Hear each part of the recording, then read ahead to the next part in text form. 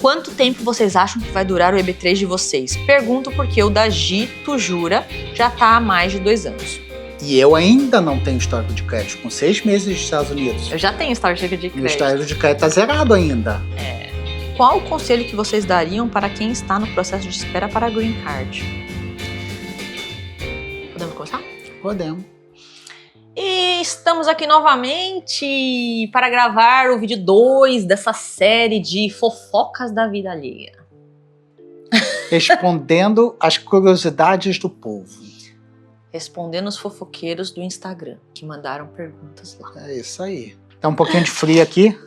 A gente ligou o aquecedor, porque a já tava aqui assim, nossa, tá batendo frio, né? Aí fomos ver ali, o aquecedor tá desligado. Tá mó neve lá fora e eu desliguei o aquecedor, porque de manhã acordou tudo branco, mas o sol tava torando lá fora. -6 e o sol torando. Olha, aqui tá sol. Tava até batendo um calorzinho aqui, -6, batendo um calorzinho. Eu não entendo como é que funciona essas coisas. Aí eu falei, vou desligar o aquecedor. Desliguei pra economizar, não é mesmo? Porém, agora tá começando a bater frio de novo e o sol já foi embora. Então, ligamos novamente o aquecedor. O Fábio colocou um cobertor de orelha aqui. Ah, ele tá gelada. Tá com a cara de trombadinha agora. Vem cá. Vem.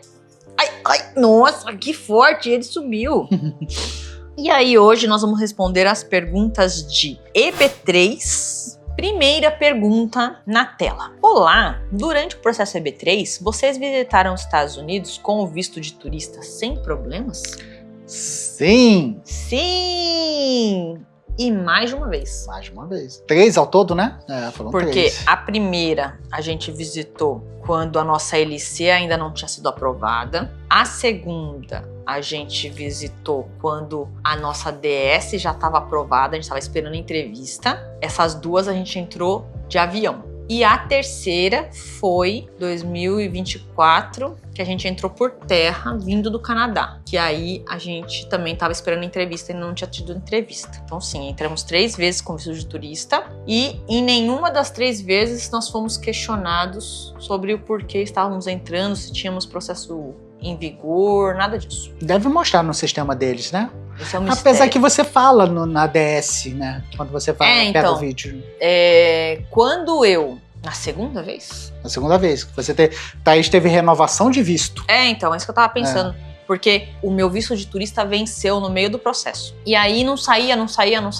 Aí eu falei, quer saber? Eu vou tentar renovar meu visto de turista. E aí eu mandei a DS de 160. E aí tem um campo de observação lá, perguntando se você tem um processo de imigração pendente lá, preenchido. E aí eu falei que sim, coloquei lá o meu RDJ. E aí o meu visto foi renovado sem questionamentos. Meu visto foi renovado automaticamente, eu não precisei fazer entrevista, nada disso. A gente sabe que eles sabiam que eu tinha um processo migratório, porque deve ter aparecido uma red flag lá, uma bandeirinha vermelha informando, essa pessoa tem um processo migratório. E mesmo assim eu renovei sem entrevista. E aí nós entramos, né, filho? Nós entramos nos Estados Unidos, gente. Porque que acontece? Quando a gente voltou do Canadá, a gente ia voltar do Canadá pro Brasil. Só que aí a gente precisava dar vacina nessas crianças aqui nos Estados Unidos para facilitar a nossa entrada depois, quando a gente viesse do Brasil pra cá. Foi a melhor coisa que a gente fez, porque a gente economizou aí um dinheirão com o facility dessas crianças. E a gente fez uma viagem gostosa, né? Tem uns vídeos no canal, uns vídeos passados aí, da nossa descida do Canadá até a Flórida de van. Ai, gente, foi muito divertido. Exceto pelo biscoito, né, biscoito? Que não deixava ninguém dormir no carro, mas enfim. Criamos lembranças. Foi um momento incrível em família, né, Bolacha? Fugindo dos furacões depois. Foi incrível, gente. Foi legal. Foi uma boa experiência. Próxima pergunta. Quanto tempo dura, em média, o processo do EB3? A Gi do Tu Jura já tá há mais de 2 anos. Tem um vídeo nosso aqui que a gente fala sobre a nossa timeline. Então a gente coloca detalhado lá todas as datas de cada fase do processo e o quanto a gente pagou em cada fase do processo. Então, se você não assistiu esse vídeo ainda da timeline, vai lá assistir. Mas assim, chutando aí, porque o que mostra qual que é o prazo do processo do EB3 é o Visa Bulletin, que é quando que eles vão te atender baseado na sua data de prioridade. A sua data de prioridade é a data que você aplicou a sua LC. O Visa Bulletin, ele tem uma data lá fixa, e aí ele fala que pessoas que têm processo com essa data para trás estão elegíveis a receber uma carta de entrevista para fazer uma entrevista no consulado ou para receber o Green Card aqui nos Estados Unidos. E aí, o EB3 Unskilled, ele está com data no Visa Bulletin de 1 de setembro de 2021. Então, fazendo essa conta, vai dar setembro, outubro, novembro, dezembro, janeiro. 4 anos e 4 meses. Hoje, 15 de janeiro de 2026. O Visa Bulletin está em 1 de setembro de 2021, 4 anos e 4 meses de processo. É 4 anos e 4 meses para entrar na data. Aí depois que ele entra na data do Visa Bulletin, você ainda tem que receber a carta de entrevista, para eles agendarem sua entrevista, para você ir fazer a sua entrevista e você receber seu documento para você vir para os Estados Unidos. Então assim, pelo menos uns 4 anos e meio aí, 4 anos e 8 meses, enfim, esse é o prazo, certo? Mas vai lá assistir o nosso vídeo da timeline, porque lá tem detalhado o nosso processo certinho. Lembrando que cada processo é um processo, cada caso é um caso. Próximo. Quanto tempo vocês acham que vai durar o EB3 de vocês? Pergunto porque o da Gi, tu jura, já tá há mais de 2 anos. Mesma coisa baseado aí no da Gisela, né? A Gisela, ela tem uma diferença do nosso processo, que o processo dela é ajuste de status. Que significa o quê? Que é quando uma pessoa dá entrada num processo imigratório de dentro dos Estados Unidos, solicitando, pleiteando a troca do status dela. Então ela ajusta o status. A Gisela era estudante e ela está mudando o status dela para um visto de trabalho, certo? Então o processo dela tem diferenças dos nossos. A diferença é que ela deu a entrada no processo, ela começou a trabalhar e o processo dela continua correndo, ela ainda não tem o Green Card. O nosso processo foi como? A gente deu entrada no processo, ficamos no Brasil 4 anos e 4 meses, fizemos a nossa entrevista, recebemos o nosso visto estampado no passaporte e viemos para os Estados Unidos. Então, a gente já recebeu o nosso Green Card. Então, o nosso processo durou 4 anos e 4 meses pelo Visa Bulletin, já com o Green Card em mãos. E agora eu já estou com o Green Card em mãos e eu estou cumprindo o meu contrato com o meu sponsor, mas, teoricamente, o meu processo imigratório ele já finalizou, porque a gente já tá com o documento na mão, entendeu? O da Gisela, a data dela, se eu não me engano, é janeiro de 2022. Esse mês, ela completa 4 anos de processo, porém, ela ainda não recebeu o Green Card. Deu pra entender a diferença? O que ela recebeu lá atrás foi a permissão de trabalho. Para já facilitar a vida dela, ela já poder começar a trabalhar. Porque como ela era estudante, ela não podia trabalhar. Uhum. Aí com a permissão de trabalho, ela já pode trabalhar. Só que o processo dela ainda não chegou na data de entrevista. Exatamente. Por isso que você olha assim, o processo dela tá demorando 2 anos. Tá demorando porque ela recebeu a permissão para trabalhar antes. Mas o prazo dos processos normalmente é o mesmo prazo. A diferença é que enquanto o processo dela estava correndo, ela já estava trabalhando. E a minha diferença é, o meu processo já correu todo, eu já recebi meu documento e agora eu vou começar a trabalhar para o sponsor, entendeu? Mas eu já recebi meu documento. O que acontece? Quando ela recebeu o documento dela, como ela já trabalhou mais de 1 ano para o sponsor, ela pode imediatamente rescindir o contrato com o sponsor dela, entendeu? Deu para entender a diferença do ajuste de status para o consular? É isso. E aí, a resposta aqui é a mesma. Quanto tempo vocês acham que vai durar o EB3 de vocês? Tá lá no vídeo da timeline quanto durou o nosso processo. E aí, agora que a gente tá aqui, é 1 ano trabalhando com o sponsor e depois finalizamos. A PDV Solutions é confiável? Caso não ser aprovado, a gente perde nosso dinheiro investido? Olha, eu acho que a maioria das empresas de recrutamento que existem hoje, elas são confiáveis, né? A BDV, a Kennedy, a MCC, tem várias empresas aí que estão prestando esse tipo de serviço, né? E a gente tem aí várias pessoas que já têm Green Card, diferente de quando a gente aplicou. Quando a gente aplicou, a gente tinha conhecimento de poucas pessoas que tinham conseguido, né, aplicar o processo e ter o Green Card na mão já. Então, pra gente ainda era muito mais aquele negócio de, nossa, será que é verdade? Eu vou tomar um golpe? E hoje, acho que esse receio é muito menor, porque as pessoas veem que tem vários aplicantes que já conseguiram o Green Card através dessas recrutadoras, né? E na nossa época, as poucas pessoas que a gente conhecia eram de ajuste de status, né? A gente não conhecia de consular. A gente não tinha nenhum parâmetro de pessoas que tinham conseguido o processo no consular. Rolava, assim, aquele medo, né, de será que dá certo? Será que eu não vou perder meu dinheiro e tal? Mas resolvemos apostar mesmo assim. Então, sim, essas empresas todas são confiáveis, né? E aí você tem que ver o que está descrito no contrato dessas empresas, né? Porque a pessoa está perguntando aqui que se caso não for aprovado, a gente perde o nosso dinheiro investido. Normalmente, nos contratos dessas assessorias, eles colocam que você está garantido a reaplicar o processo sem custo, caso haja um problema com o sponsor, do lado do sponsor, né? Então, por exemplo, o sponsor desiste da vaga, desiste de contratar, né? Ou há algum problema na documentação do sponsor que não permite ele ser seu sponsor, enfim. Se houver um problema com a sua aplicação em si, com o seu perfil, que aí você perderia o dinheiro. Então você tem que ter certeza de que você é um perfil apto para aplicar para o EB3 Unskilled. Mas a gente orienta sempre a vocês lerem o contrato antes de assinar, tá? Se você não sabe falar inglês, busque ajuda, peça uma tradução para que você não seja enganado. Certo. Pesquisem as diferenças entre as assessorias, pesquisem diferenças de valores, vejam, porque tem assessoria que inclui a taxa X e a outra não inclui, aí se você vai na que não inclui porque acha mais barata, depois tem que pagar a taxa por fora. Galera, vocês acompanham a nossa jornada e sabem que o EB3 foi fundamental na nossa mudança para os Estados Unidos. Agora eu tenho uma atualização de ouro para você que está pensando em migrar para os Estados Unidos. Sabe aquele gerente lá da BDV que cuidou de todo o processo pra gente? O Mitchell, não. Eu avisei o Mitchell. Foi o Mitchell. Pois é, agora ele está à frente da Imlink. A gente conhece o trabalho do cara e sabe que ele é fera. Ele uniu toda a experiência de mercado e montou uma empresa muito mais ágil e, o mais importante, com valores muito atrativos. Se o aluguel e o custo de vida aqui estão puxados, você precisa de um processo que não pese tanto no bolso, mas que seja 100% seguro. É o mesmo caminho que a gente fez, só que com atendimento mais próximo e com condições que, sinceramente, não vi em nenhum outro lugar. E a chance de garantir o green card para você e sua família sem quebrar a firma. Escaneie o QR Code aqui na tela agora, acesse o site da Imlink, veja as vagas disponíveis e compare os valores. Depois me conta nos comentários o que está faltando para você dar esse passo.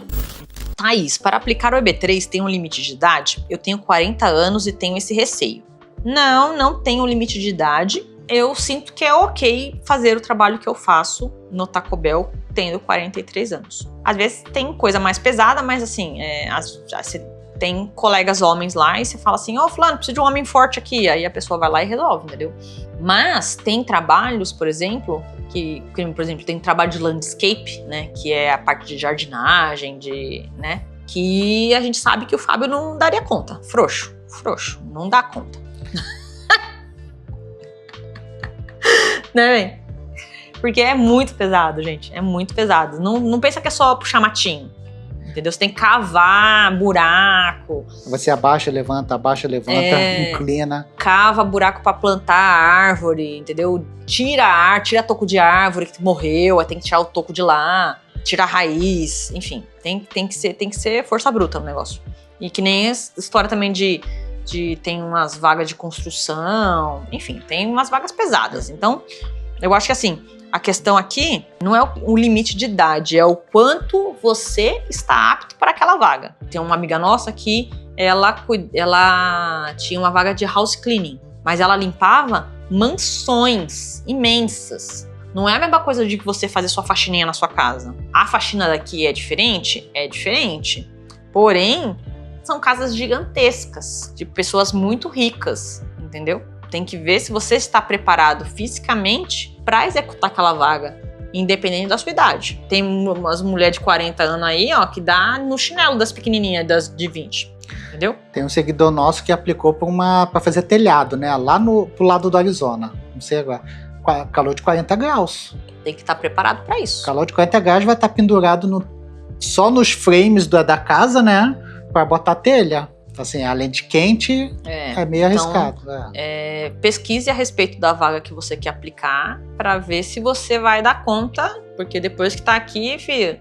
Tem que dar conta. É o lugar onde o filho chora, a mãe não vê. Literalmente não vê, porque a mãe vai estar lá no Brasil, se tiver mãe. Entendeu? Não tem mais. Tem mais não? Tem mais não. Você chora sozinho? A mãe não vê. A mãe não vê. Ô, pobre. E eles não podem discriminar por conta de idade, tá? Que tem uma questão muito forte com relação à discriminação por raça, cor, idade, enfim. Estou no processo. Também optei pelo EB3, mesmo tendo formação. O que responderia se a cônsul na entrevista perguntar sobre e falar que não entende o motivo pela escolha do EB3? Aqui é o seguinte, o EB3 Unskilled, ele é um visto não qualificado. Então, o que isso significa? Significa que qualquer pessoa pode ocupar aquela vaga. Não existe em lugar nenhum a descrição de que pessoas qualificadas para determinadas áreas não possam ocupar essa vaga. O que existe é, para EB3 qualificado, professional, as pessoas precisam ter qualificação específica. No caso do Unskilled, você não precisa ter nenhuma qualificação. E não é proibido de que pessoas que tenham qualificação ocupem essas vagas, entendeu? Então, eu diria isso. Não existe em nenhum lugar nas regras da imigração dizendo que eu não possa ocupar essa vaga. Certo, meu jovem? Certíssimo. É isso. Qual o conselho que vocês dariam para quem está no processo de espera para a Green Card? Tenha paciência. Vamos lá. Todos os pilares que a gente fala sempre. Guarde dinheiro. Faça seu planejamento financeiro, né? Faça as pesquisas de para onde você está aplicando, qual que é o valor do salário, como é que o seu cônjuge, a sua cônjuge vai lidar com isso, se vai trabalhar fora, se vai ficar com as crianças em casa, se vai ficar com as crianças em casa, quanto a mais que o aplicante principal precisa trabalhar para poder cobrir esses gastos, porque às vezes você tem criança pequena e não vale a pena a esposa sair para trabalhar porque o daycare vai custar mais caro do que o que ela vai ganhar na rua. Então, se essa for sua escolha, você precisa ter uma reserva a mais para que o aplicante principal não precise se matar de trabalhar e possa também ter o seu momento de descanso, entendeu? Tudo isso você tem que colocar na ponta do lápis, gente. Entender o quanto a mais vocês vão gastar dependendo do perfil da sua família. Então, por exemplo, lá na nossa comunidade, a gente tem lá um grupo só de planejamento financeiro. E aí, o que a gente faz? Todo mês a gente preenche uma planilha, contando tintim por tintim dos nossos gastos. Então, tem lá uma linha lá, eu vou lá no posto de gasolina, abasteço $20. Eu coloco lá, $20,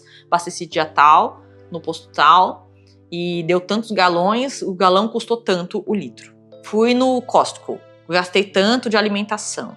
Fui no McDonald's, gastei tanto de McDonald's para 2 pessoas. E aí, a gente coloca lá detalhado na planilha todos os nossos gastos mensais. Para quê? Para que as pessoas que estão lá participando possam entender qual que é o custo de vida real da gente aqui em Indiana, entendeu? E pelo que a gente viu, os custos de combustível, custos de mercado, eles são muito parecidos da Flórida para cá, entendeu? Então isso não muda muito. O que vai influenciar mais é o custo, por exemplo, de aluguel. Aqui é bem mais barato que na Flórida. Porém, a gente viu que aqui a gente pegou um apartamento que era maior do que a que a gente precisava. Então, por exemplo, com o valor que a gente está pagando num apartamento grande aqui, na Flórida a gente vai pagar num apartamento menor. Mas a gente consegue manter o mesmo valor que a gente está pagando aqui lá na Flórida. Porém, o apartamento vai ser menorzinho. Que não tem nenhum problema pra gente. São coisas que é importante vocês terem detalhado no planejamento financeiro de vocês, entendeu?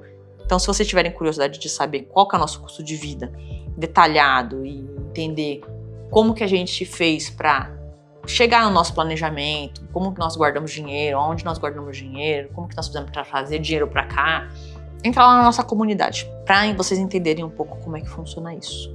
Mas um dos nossos pilares é planejamento financeiro, porque é difícil e é importante vocês terem uma reserva, inclusive, né? Porque você vir para cá sem nenhuma reserva, você vai ter que trabalhar para criar essa reserva, porque qualquer emergência que você tiver, principalmente quem tem filhos e quem tem pet, você precisa tirar o dinheiro de algum lugar, né? Numa emergência. De onde você vai tirar? Tem que fazer uma reserva. Segundo pilar. Estudar inglês. Fala de novo, por favor. Estudar inglês. Fala de novo. Estudar inglês. Estuda. Estuda. Tá fazendo o quê? Não tá estudando. E estudar bastante. Estudar bastante para chegar aqui e falar, estudei pouco. E aí, que mais? Fazer atividade física. Cuida da carcaça. Cuidar da carcaça e da mente. Parte do cuidar da mente, a Thaís falou no planejamento financeiro. Porque se você conversa com o seu par e você já sabe o que vai acontecer aqui, isso já é parte do trabalho de casa feito. E às vezes você chega aqui e aí você vai descobrir que o que você planejou, o que você pensou, não vai se desenhar da forma que estava lá bonitinho no papel. E é nessa hora que você tem que estar preparado, fisicamente, mentalmente, com inglês bom. Você tem que estar preparado para se virar nos 30. Nem, por exemplo, a gente teve aí uma questão, né, que a gente estava preparado financeiramente, tínhamos uma boa reserva, e ainda bem que a gente tinha uma boa reserva, porque quem assistiu a nossa live lá e os nossos vídeos passados, viu que a gente teve problema para fazer a locação do apartamento aqui na cidade, porque ninguém queria aceitar nosso perfil, né, porque a gente não tinha histórico de crédito. E aí, a gente teve que usar a nossa reserva.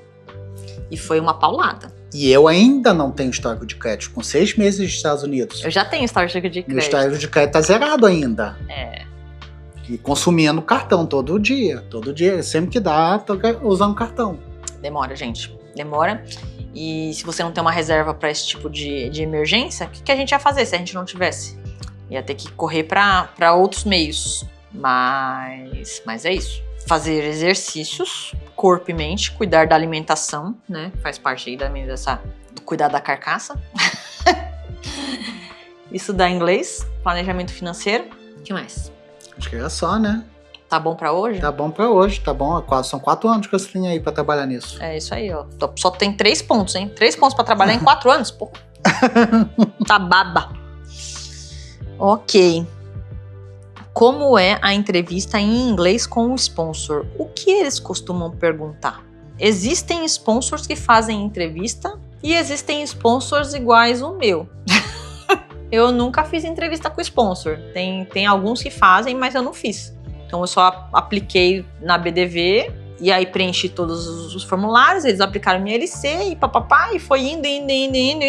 E aí tem um dos vídeos do canal aqui, mais antigos aí, que foi o dia que eu fui me apresentar lá na loja. E aí foi a mesma coisa, eu falei, eu sou a BDV me mandou aqui e eu quero saber quais são os documentos que vocês precisam. E aí a pessoa mandou preencher um negócio online lá e tá tudo lá no vídeo, eu contei lá tudo lá no vídeo, detalhado. Mas não teve entrevista, então assim, não sei quais são as perguntas que eles perguntam em inglês do sponsor direto pra você. Não vou conseguir ajudar. Próxima pergunta. Então você acha que passar em um concurso para conseguir pagar um visto EB3 vale a pena? São 2 questões aí, né? Passar num concurso é difícil. Beleza. Aí você passou no concurso. Parabéns pra você. Você entrou no concurso, passou na frente de milhões de pessoas. Você vai querer sair desse concurso, desse emprego? Porque assim, quem presta um concurso, eu entendo que tenha que estudar para prestar esse concurso e passar. Porque é um negócio concorrido normalmente, né? A não ser que seja uma cidade muito pequena, seja muito fácil. Mas aí se for uma cidade muito pequena, talvez também não seja um concurso que vá te ajudar tanto financeiramente a ponto de você pagar um EB3, não sei. Porém, qual que é o seu objetivo? É passar num concurso? É você conseguir o dinheiro para pagar o EB3? Por que um concurso? Né? Não sei. Essa pergunta aí tem 2 sonhos aí, não sei. Se vale a pena pagar... a pergunta, você acha que passar em um concurso para conseguir pagar um visto EB3 vale a pena? Eu acho que vale a pena você ter um emprego que consiga te bancar ou você pagar o EB3 e vir. Independente de ser um concurso ou não. Tem que ser um emprego que você consiga, inclusive, pagar o EB3, que não é fácil, pagando do Brasil, né? Todo mundo sabe, porque nós temos um câmbio incrível. E você ainda tem que fazer a reserva de emergência aí. Faça sua reserva financeira, seu planejamento financeiro, veja quanto você vai precisar no começo. Não venha pra cá zerado, porque senão você vai ter que trabalhar muito mais nesse início para conseguir se bancar. Mas se concurso, se trabalho, se delivery, se motoboy, sei lá, gente. Trabalhem e consigam o dinheiro de modo honesto, por favor. Não quero ninguém preso aqui, não vou levar nada na cadeia para ninguém. Trabalho honesto, consiga seu dinheirinho e invista, que sim, o processo, se a dúvida é do processo, o processo é real, vale a pena. Porém, trabalhe honestamente para isso, ok? Hoje eu fiz minha application com a MCC USA. Yeah! Parabéns! Todo mundo que fizer a aplicação, daqui 4 anos, tem aí uma entrevista pela frente, gente. Então, apliquem. Se tá na dúvida se vai aplicar ou se não vai aplicar, aplique. E aí, essa mesma pessoa fez uma pergunta. Sobre as vacinas, quais temos que tomar? Não tenho carteirinha. Isso pode atrasar? Não vai te atrasar. Você vai começar a fazer agora. Você acabou de aplicar, Então já vai lá tomar suas vacinas, tá entendendo? Vai no postinho mais próximo da tua casa, já faz a carteirinha nova. Não tem carteirinha, preciso revacinar tudo e fazer a carteirinha. Já sai dali com a carteirinha. Exatamente. As vacinas, a gente colocou a lista dessas vacinas todas no vídeo que a gente fez sobre o nosso exame médico. Então, vai lá no vídeo, assistir e ver qual é a lista de vacinas que tem lá. Aí você vai fazer o seguinte, você vai fazer isso que o Fábio falou, vai lá no postinho, já vai atualizar essa carteirinha. Por quê? Por exemplo, hepatite são 3 doses. E aí tem intervalo entre as doses. Então não deixe para tomar tudo em cima da hora. Já começa a atualizar essa carteirinha desde já. Porque aí quando chegar perto da sua entrevista, você só vai ter que atualizar as vacinas do ano, que normalmente antes era a Covid, né, que agora não precisa mais tomar, e a da gripe. O resto vai estar tudo em ordem. Entendeu? Que a da gripe você pode fazer assim. Começou o ano. Já vai lá tomar vacina. Já vai tomar no postinho. Porque se você for esperar para ir na entrevista no médico, o médico vai fazer você pagar a vacina. Porque se você estiver faltando alguma vacina da lista da imigração, você vai ter que pagar por essa vacina. E é caro. Eu fiquei com 2 vacinas pendentes. Eu tinha a da gripe, que a gente sabia que estava vencida. E aí eu tinha que tomar a do tétano. Eu sabia que tinha que tomar, e aí aconteceram um monte de coisas que a gente começou a postergar a ida para tomar essa vacina. E aí, no dia que eu fui tomar a vacina, eu tava com um problemão de saúde na família terrível para resolver, e eu fui no posto para tentar tomar a vacina e o posto estava lotado, e eu não podia esperar na fila para tomar a vacina. Eu falei, depois eu tomo.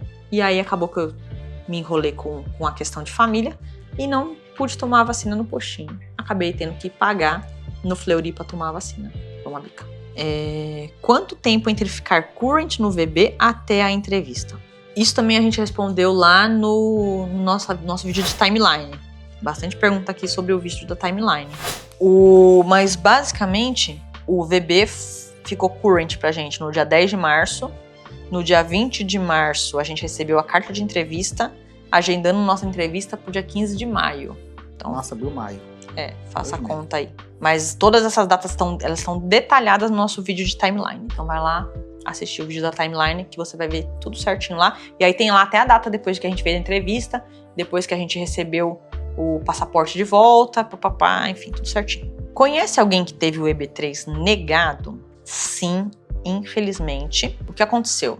Não foi por culpa do aplicante, foi por a questão do sponsor. O sponsor desistiu da contratação. Esse aplicante, ele teve o auxílio da assessoria, né? Que tentou colocar uma job offer. O que acontece? Quando você vai fazer a entrevista, você precisa apresentar uma job offer, que é o quê? É uma oferta de trabalho, uma carta do sponsor dizendo que ele está disposto a bancar, né, você com um emprego. Ele vai te dar um emprego. E aí você precisa apresentar uma carta dessa com a data atualizada dizendo que vai te contratar. E aí o sponsor falou que não ia dar a carta porque não queria mais a contratação, depois de 4 anos de processo. Aí a assessoria fez o quê? Conseguiu um outro sponsor na mesma área, na mesma região, para essa pessoa levar a carta. Porém, a carta era de um sponsor e a LC que ele aplicou lá atrás, o processo dele era um outro sponsor. E aí eles tentaram o que eles chamam de portabilidade, né? De mudar o sponsor no momento da entrevista. Porém, o cônsul não aceitou a alteração e negou o processo deles. Negou o visto, né? E aí eles tiveram que recomeçar o processo, colocar uma nova LC para esse novo sponsor, esperar todo o processo de aprovação dessa LC para aplicar o I-140. E aí, quando aplicar o I-140, usar a data de prioridade do processo anterior para que eles não tivessem que esperar tanto no final do processo. Então, por exemplo, eles aplicam a LC, tá levando de 14 a 18 meses para aprovar, aprovou a LC, aplica o I-140, pedindo, junto com o I-140, inclusão de data de prioridade do processo anterior. Aí, quando a USCIS recebe isso, aprova o I-140 e aí a pessoa meio que pula a fila do Visa Bulletin, porque ela já estava pronta para a entrevista, entendeu? Então, teoricamente, ela vai levar aí mais uns 2 anos, né, por conta da LC mais o I-140, aí esse I-140 com certeza aplicaria um Premium Processing para correr mais rápido, né, a análise, e aí preencher novamente a DS-260 com os dados da família para entrar no Departamento de Estado e fazer a entrevista. É isso, mas sim, existem casos negados e a maioria deles é por questão de sponsor mesmo. No pagamento do processo, está incluso as taxas do dependente no valor total? No pagamento do processo, você paga a taxa do aplicante. Então, no meu caso, estava incluso todas as minhas taxas, o I-140 com Premium Processing, e aí os custos lá da BDV e tal. Aí, quando a gente chegou na DS-260, para adicionar o Fábio no meu processo, a gente teve que pagar uma taxa para a Envoy adicionar ele no processo, mais as taxas imigratórias dele, porque a DS tem um custo. Então, você paga pelas taxas da DS, mais o valor que eles cobram para aplicar o processo dele também, como dependente, né? E aí, normalmente, essas taxas de dependente, elas são cobradas por dependente. Então, se é você, o seu marido e 3 filhos, vai ser uma taxa pro seu marido, uma taxa pro seu filho, pro outro filho, pro outro filho. Multiplica aí por 4. Então, prepare seu bolso para esta taxa a partir da DS-260, se você for consular. Por que a Thaís aplicou e não o Fábio? Como e por que a escolha por ela e não por ele? A gente escolheu a Thaís primeiro porque o inglês dela já era melhor. E segundo, porque eu tinha acabado de vir de uma série de cirurgias e naquele momento que a gente aplicou eu estava usando bengala. A gente não sabia se eu ia largar a bengala ou não. Imagina, você trabalhar 8 horas por dia em pé com o joelho podre. E também tinha a questão de o Fábio já trabalhar remotamente, né? Ele já tinha clientes e ele já trabalhava com design já em casa, já tinha empresa aberta e tal. Então a gente pensou que eu trabalhasse no sponsor, ele poderia continuar tocando clientes remotamente, trabalhando de casa. Que é o que exatamente está acontecendo neste momento, né? Então, por isso que eu apliquei e não ele. E muitas vezes as pessoas fazem essa análise e elas acabam escolhendo a esposa para ser a aplicante do visto e o marido como dependente. Por quê? Porque o dependente ele pode trabalhar em qualquer lugar. E aí, essa pessoa que pode trabalhar em qualquer lugar, se ela for o marido, ele pode ir lá pro BRIC, pegar uma construção pesada, não sei o quê, que é o que dá dinheiro em muitas cidades aqui, né? A gente vê no grupo de WhatsApp das pessoas daqui de Indiana, tem um cara que toda semana ele fala, gente, preciso de alguém para trabalhar na construção comigo essa semana. Pedindo helper, né? Se tem alguém que tá disponível, tem documento, vai lá e trabalha. Entendeu? Então é isso. Foi por isso que a gente escolheu eu trabalhar e o Fábio ficar de marido troféu. E tem funcionado bem, tá, gente? Super bem. Mas aí você tem que ver, né, senhora dona de casa? Vamos conversar aqui, eu e você e eu só, tirando os maridos. Você tem que ver se seu marido presta pra alguma coisa também, né? Vamos conversar? Porque assim, o meu marido, ele limpa a casa, ele lava a louça, ele faz comida, ele cuida dos cachorros e ele ainda ganha dinheiro trabalhando, né? Tem que ver se seu marido aí vai ajudar a senhora dentro de casa também, tá? Porque o EB3 é um negócio pesado, cansa para caramba e precisa todo mundo ajudar, né? Então, e se seu marido não ajuda tanto dentro de casa também, acho que é bom você até repensar e dar uma repensada nesse casamento, ver se é isso que a senhora quer pra você, tá bom? Fica aqui, a Thaís sincera. Ok. E às vezes ela chega do trabalho dolorida, eu ainda tenho que fazer massagem nela antes de dormir. Eu acho que é o mínimo, não é mesmo? Fazer massagem em quem ficou o dia inteiro de pé. Acho justo. E então é isso, pessoal. Essas foram as perguntas de EB3. Dúvidas enviadas por vocês, seguidores. Lá no Instagram, a gente abriu uma caixinha lá no Instagram. Então, se você não segue a gente lá no Instagram, vai lá seguir, porque sempre tem coisas interessantes lá. E se gostou, dá like. Se não gostou, dá like também, por favor, que deu trabalho pra fazer. Dá feedback, mas dá feedback educado. Se você sem malcriação. Se você falar mal de mim, eu vou apagar. Que horror! E se tiver alguma dúvida, também deixa nos comentários. Em breve sai um novo vídeo aí sobre as outras perguntas, porque este vídeo já está ficando longo. E nós temos mais perguntas para responder. Responderemos em seguida. Isso aí. Né, meu jovem? É isso aí. Pede like. Manda um like aí. Ajuda a pagar minha ração. Minha ração é em dólar. É isso, gente. Mais. Tchau, tchau. Tchau.